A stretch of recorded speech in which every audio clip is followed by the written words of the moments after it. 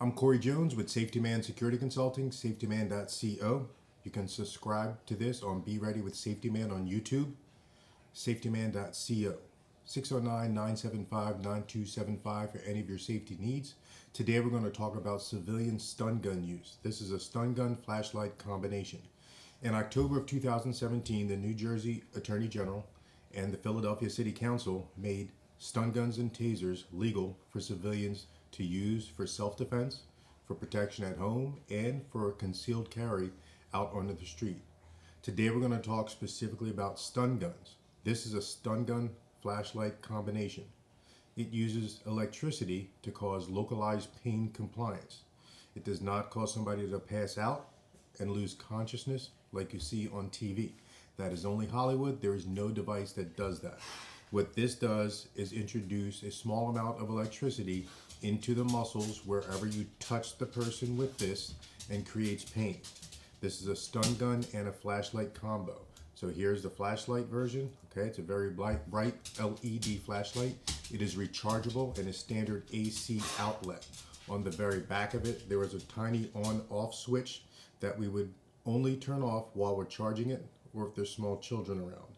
We would put this up a way that they can't get it, and we would turn this off. But all other times, when you're carrying it for self-defense, in your purse, in your pocket, in your glove box, or next to your bed for self-defense at night, you would keep it in the on position. There is a 3-position switch on this flashlight. Okay, in the bottom, it is off. In the midsection, that is our flashlight. All the way at the top, it then turns the flashlight off and arms the stun gun feature. There's a little tiny button right above this. So the 3-position switch. Off, nothing happens. Middle, just the flashlight. All the way to the top, no flashlight, just stun gun. So the way you would train to use this under stress is you would take your thumb, push it all the way to the top and hit the stun gun. Under stress, you would push this all the way to the top and hit the stun gun. What you would do with this stun gun when you hit somebody with it is you would jam it into somebody wherever they were trying to hold you or assault you.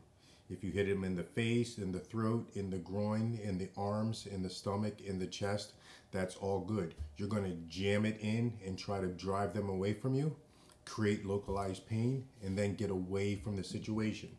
How do I know that this stun gun is working if I apply it to somebody? The first thing would be a change in their behavior. If they're in a fighting stance and they're grabbing, kicking, punching, trying to hurt you, a change in behavior would be them now becoming defensive, reacting to the pain or the shock of the stun gun. So change in behavior is the first thing.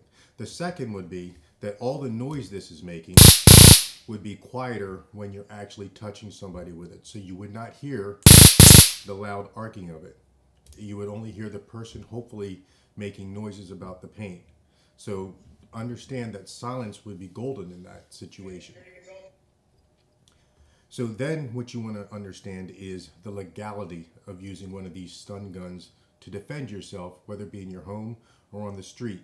Again, you would have to be able to articulate that the force you are using, this type of force, is reasonable under the situation. Reasonable means that if you were in fear of pain or in fear of being assaulted, in fear of being kidnapped, if you are in physical fear of pain, you can then utilize a stun gun or a taser to defend yourself. You cannot start a fight and then, because you're losing, then introduce this. You can't accelerate a situation or escalate a situation and then use this. What else you want to understand is, what are the implications of potential injury to somebody? Well, number one is there's not much unless they pass out and fall down and hit their head. If you create a lot of pain in the throat, neck, or face area. The other potential implication of danger would be if someone has pre-existing medical conditions. But again, if they are assaulting you, that's not something that you generally have to be concerned about. Your goal is to utilize this for safety to get away so you can get to help. So again, remember the 3-position switch, all the way up to do your stun gun. Now, we also like to talk about de-escalation. De-escalation is something that we want to talk about because we want to avoid a situation. We want to avoid a situation.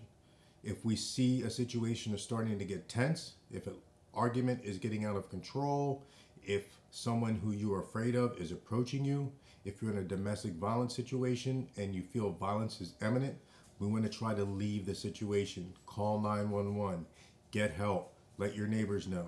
If we can't physically get away from the situation, then maybe we want to have our stun gun, taser, or whatever weapon that we have available, and we want to then say, hey, stay back, I have a taser.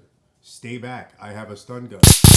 And arc it like that to create fear and then try to get away. We want to de-escalate the situation.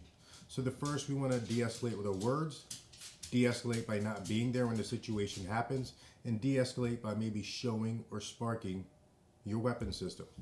Additionally, what responsibilities do you have as a human being and as a citizen if we use this? Number one, we want to get away and immediately contact 911, report the assault or attempted assault, and then report that there may be an injured person at the location that this happened.